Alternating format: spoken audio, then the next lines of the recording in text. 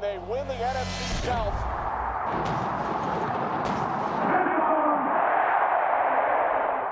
What's good, everybody? Let's talk some Tampa sports. You see it. It is that week. 1976 jerseys, 50th anniversary, first home game of the season. It's just going to sit there looking pretty throughout the videos this week until Sunday morning when I get to put that thing on, drive on down to Raymond James Stadium, and we're first home game of the year. I can't wait. All right, let's start this video out. First drive of the game for the Houston Texans, and I just want to, this drive, let's focus on SirVocea Dennis for the first part, and just the duality of what SirVocea Dennis has been putting on tape. He's labeled as this pass coverage linebacker coming into the year. He played very good in pass coverage when he did play last year during those first 3.5 games, and at the start of this year, it's just like it doesn't seem like the same person. He's been very good against the run, and then anything where he's required to go out into the flat, it has just been not good. So here's the duality. Fantastic against the run so far. I have zero issues with what he's done. Boom, pop Chubb. Fill the gap you're supposed to fill. Perfect. All right. Now we got a screen pass. It's already being read. He does diagnose it. We can give it that. But all it takes is one arm from this offensive lineman to give him a shove there, and that's Chubb for 27 yards. And then the very next play, we're looking at the bottom of the screen here. Nico Collins on Zion McCollum. Really, this is the only time. It wasn't even that bad of coverage. It's not like he got absolutely burnt, but just let him get a little bit too far behind him, trying to run with him. It was a very good throw by Stroud, one of his very few on the night.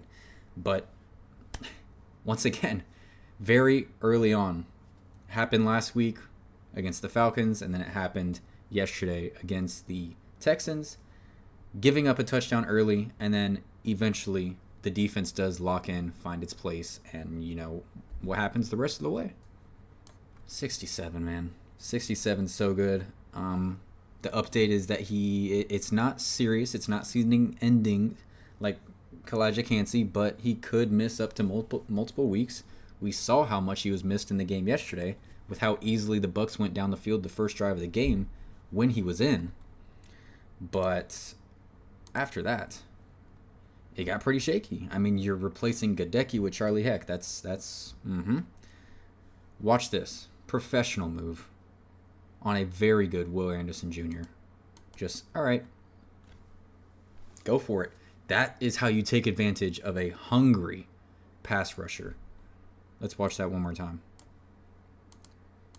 All right. And then he just goes flying right past Bucky Irving, and then he's not done yet. He's running out there to find another block. Great work by Bredesen there. Picks up a block there on the safety, and that's a good run from Bucky Irving. He's going to be missed. Hopefully, Wirfs can make his way back, and I hate that we have to, one goes out and one comes in, but oh man, can we get some health on this team? So this is the Bucs' first touchdown of the game, and while Gadecki was in, of course there's going to be pressure, but this is probably as clean of a pocket Baker had the entire night. And we'll watch both views of this one. Just, he's able to double pump and then just find his guy, Ryan Miller. Shout out Ryan Miller. He said, screw the preseason MVP talk. I want touchdown in the regular season. Man in motion. He has time to make his first read over here. Kind of shimmy. And then, there's your two tackles on elite edge rushers. Baker with this much time. And just able to loft it right over. Perfect touch. And Ryan Miller with that touchdown. All right. Continuing with SirVocea Dennis and how he just has been struggling extremely badly in the flat. And here it just seems like a miscommunication. He just doesn't know where to be. It seems like based on body language. We'll see the body language better from the other side. But Woody Marks is going to just go out to the flat, and he's just late to it. Woody Marks is faster than SirVocea Dennis, so he catches it, just outruns him, and that's 37-yard gain. Those are killers. Those are killers. And you see the body language right there. He's like, what? What? Here, another look. He's talking to Levante David. Levante David's going to push him over, say, get over there. And you saw him. He kind of went like this. He just seems a little bit lost right now.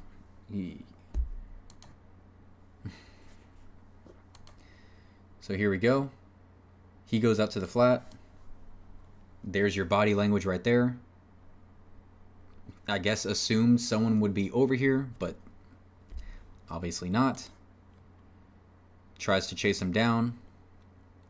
And then at the end of the play, he's looking back at Levante like, what am I supposed to do on that play? What's going on? It just has to get cleaned up. It just has to get cleaned up. So the Texans ended up getting a field goal on that one. So 10-7 is the score right now. Texans in the lead.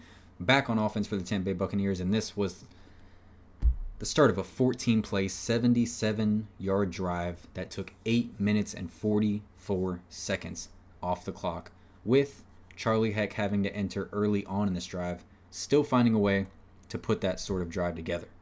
So, again, how to take advantage of hungry edge rushers who are screaming, starving for a sack. Let them be overly hungry.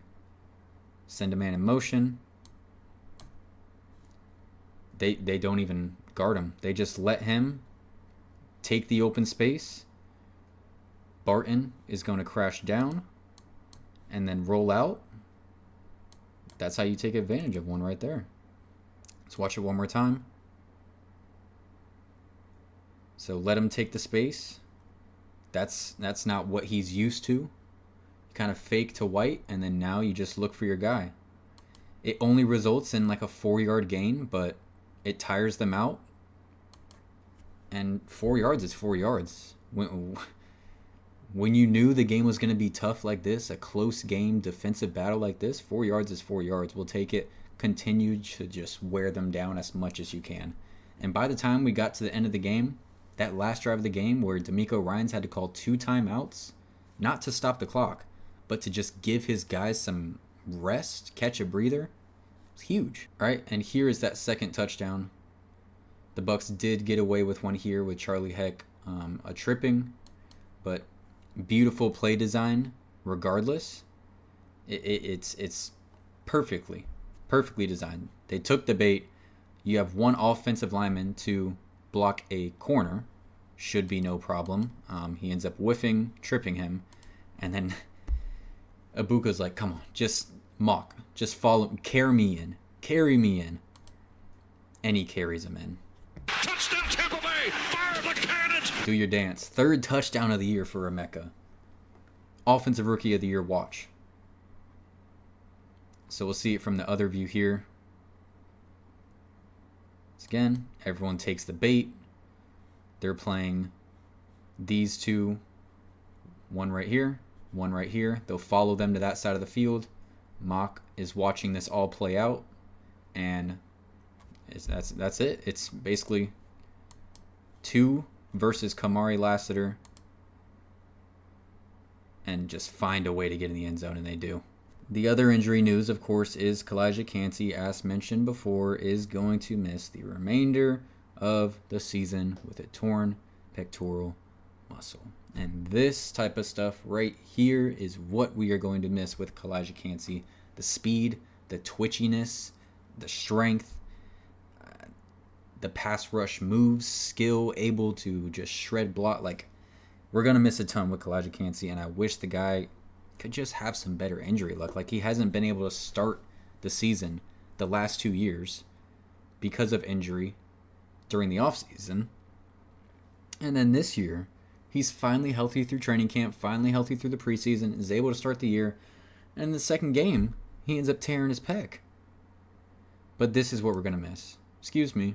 Blow it up. Like, oh my goodness.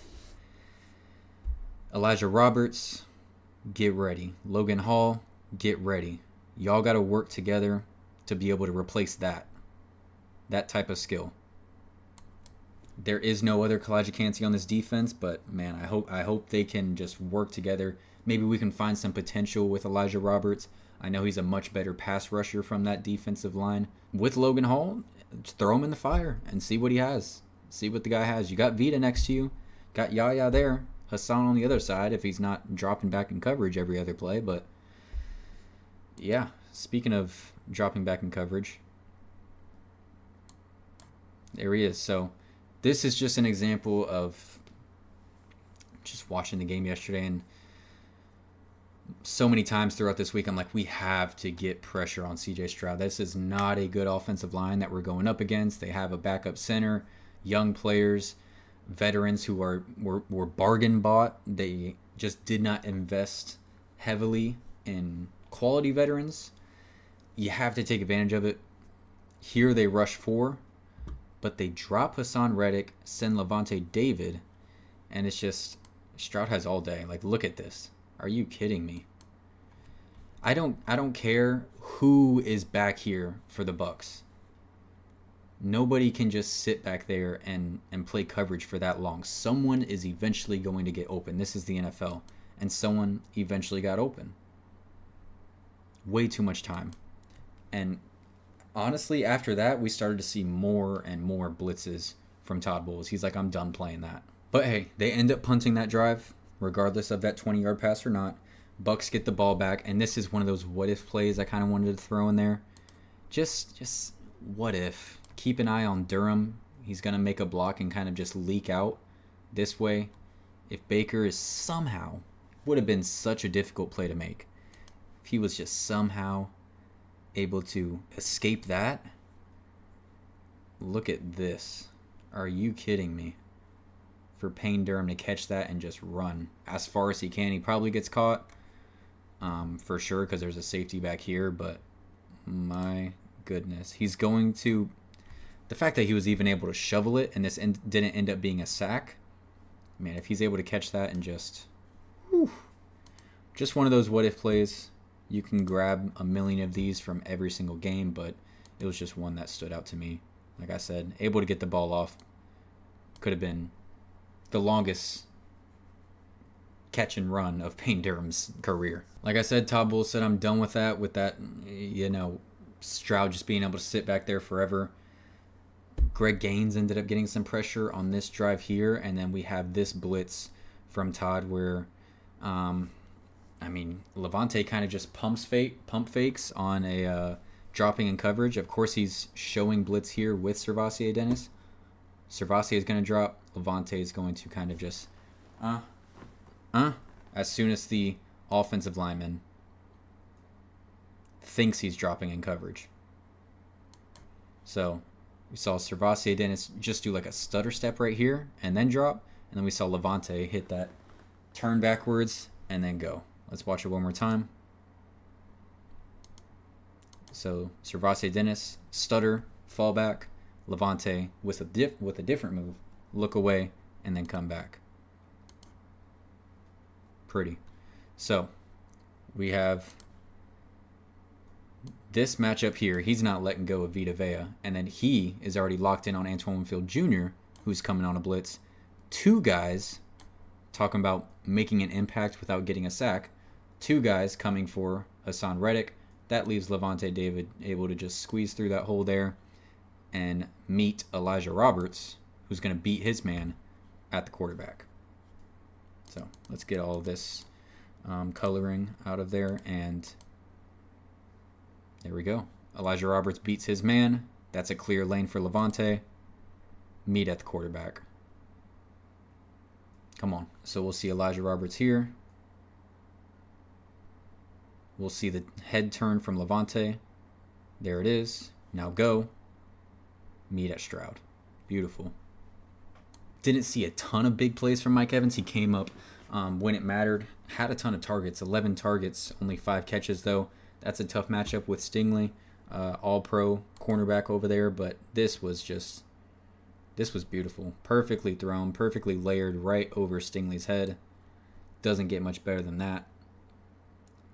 We'll see it one more time. Hopefully my camera doesn't block the view. Throws it. And that's perfect. That's perfect. 22-yard gain. 23-yard gain. That was the longest throw of the game for Baker Mayfield and the Bucs. But on that drive, Chase McLaughlin, as we all know, ends up missing a 38-yard field goal. And that gives the Houston Texans a chance. They put together a 10-play, 71-yard drive that takes almost 5 minutes off the clock. Here is where they get all the way down to 1st and goal from the 8-yard line. Let's run through this entire sequence. So first play, we're just looking at Nico in the slot. Honestly think Dean didn't do a terrible job there. He was on him. He's not a inside or nickel corner. He's an outside corner, and being able to play Nico there, he had his arm in there. It's not a bad look at all. See if I can pause it with his arm in there. His arm's there. Like, that's really good defense from Jamel Dean. Nico's just able to hold on to it. Very talented receiver. And that brings them down to the 1-yard line. So you got 3 plays. 2nd and goal from the 1. You have 3 plays to get in the end zone. But this defense, man, this defense is hungry. This defense fights. This defense stops the run. Vita Vea and Servassier Dennis both get in on this one. Vita's right here. And then you'll see Servassier come around, get through the hole there. Like I said, he's been really good against the run. Mark it up to 3rd and goal from the 1. I'm going to have to move my camera for this one. We're looking top right corner of our screen. We are going one-on-one. Nico Collins, Zion McCollum. Not going to lie, if you ask me, Zion kind of got beat here with this move. Really good, really creative move from Nico with not much space to work with. There's the stutter. And if that's a good throw, that can definitely be a touchdown. Can definitely be a touchdown. Let's take that back. Watch this move again in full speed. That's a better throw. That could be a touchdown. But hey, it's not. Now it's 4th and 1. Of course they're going to go for it. They've struggled to get all the way down the field for a while now at this point. Stroud this is not good. I mean, he just doesn't give anyone a chance here. You have to do better than that. At least it's 4th down. Just give your guy a chance. You can draw a pass interference penalty, a tip pass, like anything can happen. But don't throw it out the back of the end zone. I was pretty unimpressed with Stroud this game. I can't lie. After what he did to us in 2023, I know he's kind of, I don't even want to say he's regressed, but a lot of the pieces around him have regressed. But this game, it just didn't look good from Stroud. Unimpressed. Plenty of missed throws. Scared to just run out of the pocket when he's able to. Avoid sacks. Body language didn't look good. You got Baker, who's like about to do what I'm about to show you right here.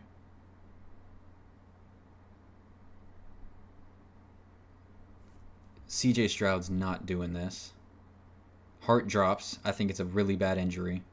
Chauncey Gardner, they don't show it on the All-22, of course, but we already know what happened. Chauncey starts standing over him and jawing at him.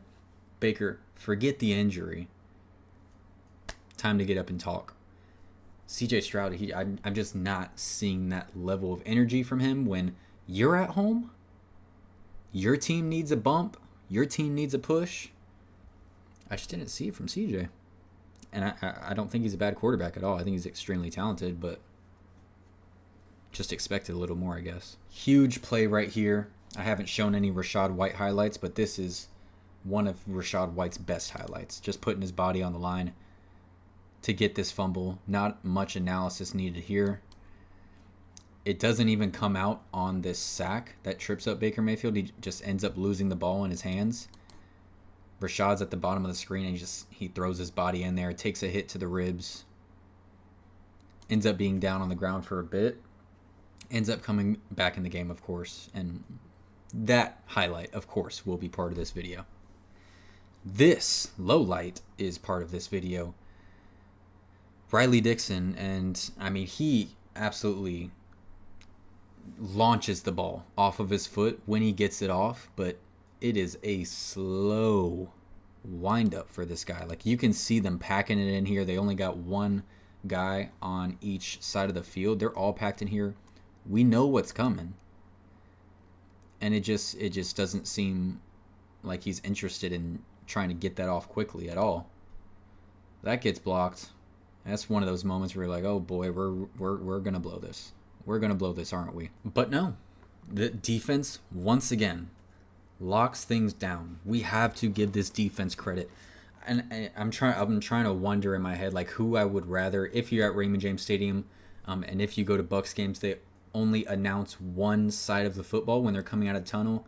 So like all of the offense comes out at one time, and then they'll do the starters for defense. So it'll be like Yaya Diaby, Vita Vea, and just go through all of the starters. I'm trying to decide who I want to come out and get that, full fan, like Levante David, Baker Mayfield, like, because both sides of the ball deserve it. Even though the defense, I would say, has been playing more up to standard, probably more because of injuries, like, and how many there are on the offensive side of the ball. But even with the offense, the way they're scratching and clawing and working with those injuries and just coming up big in moment, like, I cannot wait for Sunday. I can't wait. What am I doing here? Doing film. Antoine Winfield Jr. I mean, you're really going to try to slide Nico Collins over to block Antoine Winfield Jr. That's not going to work. That's a tackle for no gain. Down goes Chubb. And that was that. It was a 3-play drive after that blocked punt. First down, incompletion. Second down, run for no gain. Third down, incompletion. They kick a field goal to make it 14-13. I forgot I added this in here, but this is that incompletion on third down. Doesn't take any analysis on this one. I mean, shout out to Deion Jones for getting around his block. Antoine Winfield Jr. getting sent again. Todd Bowles is getting angry, pissed off, and yeah. This is the next drive. We're like, okay, it's 14-13. We got to put up some points here. And unfortunately, the Bucs go 3 and out. Left tackle gets beat here. I can't even get mad at him. He plays center in the NFL. That's Danielle Hunter. And then it's enough time for Baker to have to step up in the pocket because he can feel that coming. And yeah. What are you going to do? You got another elite edge rusher on the other side being blocked by Charlie Heck. Like, it is what it is. The Bucs go 3 and out. And yeah, this is more special teams. Just going to let this play. With that, they tried to tell me on the broadcast that his arm wasn't extended. Like, come on now. Anyways, they throw the flag. They pick up the flag. Jalen Noel takes it 53 yards. Thankfully, Kayvon Merriweather was back there. Doesn't end up mattering anyways. And this is one of the biggest talking points coming out of this game, is whether Todd Bowles decided to let the Texans score to give the Bucs offense the ball back or not. So it was only a 2-play drive, 2 plays, 26 yards, and they were both run plays. So I'm going to let you guys watch the effort on both plays and allow you guys to decide for yourself. There was no questions about that I saw in like the press conference or anything like that, so I don't know the answer. I will say I don't think the effort looks too much different on either of these plays. So that's a run for 1 yard. I think that looked normal, looked solid. Everyone filled their gaps. Vita Vea brings him down. Man in motion. People are trying to get to the ball. It's not like they're just standing around. Hassan Reddick is trying to beat his guy around the corner there. Doesn't get there. You can see trying to throw a man off of him there to get to Chubb. He doesn't. But the one guy where I'm like, that doesn't look like your normal play by this person, is Antoine Winfield Jr. He's one-on-one with Nick Chubb, who's an older back. Of course, it's possible that Nick Chubb beat him here, but that just doesn't look like your typical Antoine Winfield Jr. effort. And even here, like,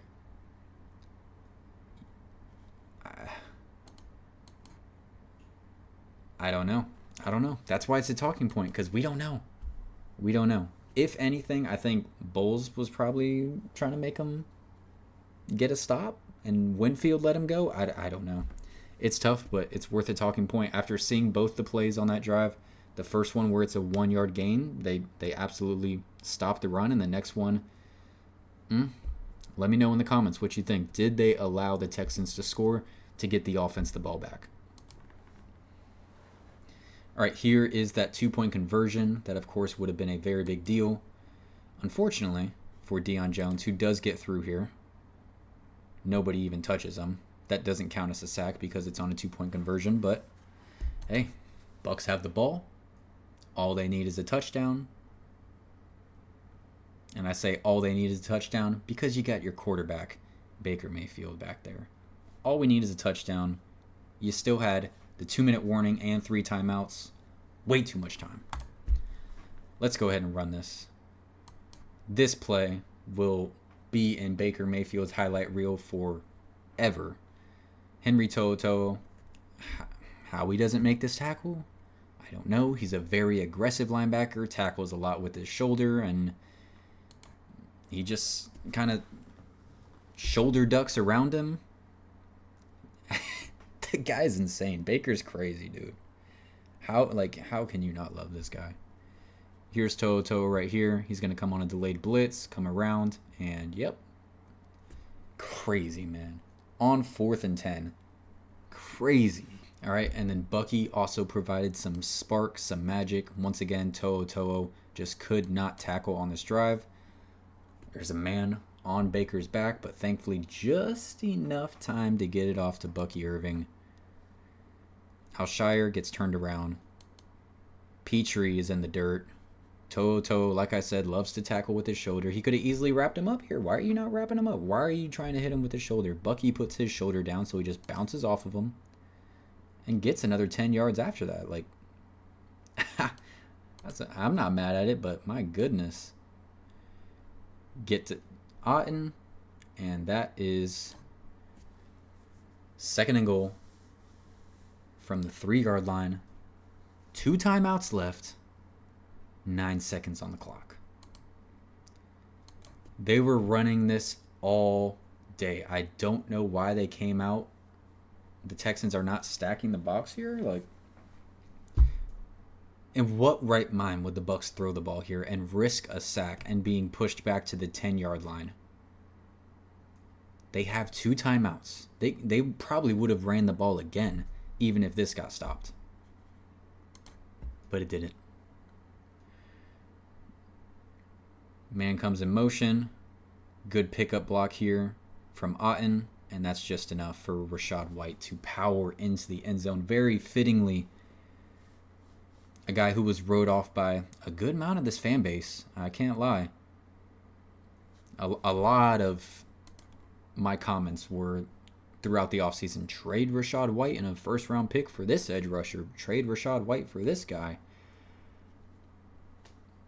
We need a 1-2 punch. I don't want to run Bucky Irving like completely into the ground. He's obviously very talented. I don't know why that was ever questioned. I think maybe the fumble in Dallas last year where people were just tired of him. Best pass blocking running back on the team, and then he can do this. He can do this. He can just power over 2 guys and get into the end zone for a game-winning touchdown. Come on, man. So that's going to be it for me. Thank you guys so much for watching. Please leave your comments down below. So many talking points from this game. So many plays that I wanted to include, but I don't want this to be an hour long. Tyke Smith running over Dare Gumbawale. Probably should have thrown that in here, but there was just so much from this game, and it's crazy because of the injuries and the fast start and then just that stall from both offenses. But there was still action defensively with the sacks and the blitzes, and such a good game. Bucs win in prime time. Let's go. So tomorrow is an episode of The Ops, breaking down the New York Jets. A lot to unpack there with their quarterback situation and what they will bring to Raymond James Stadium on Sunday. So stay tuned for that. Once again, thank you so much for watching. Leave your comments down below. Like and subscribe if you have not already. Go Bucs. Y'all have a blessed one. Talk to you tomorrow.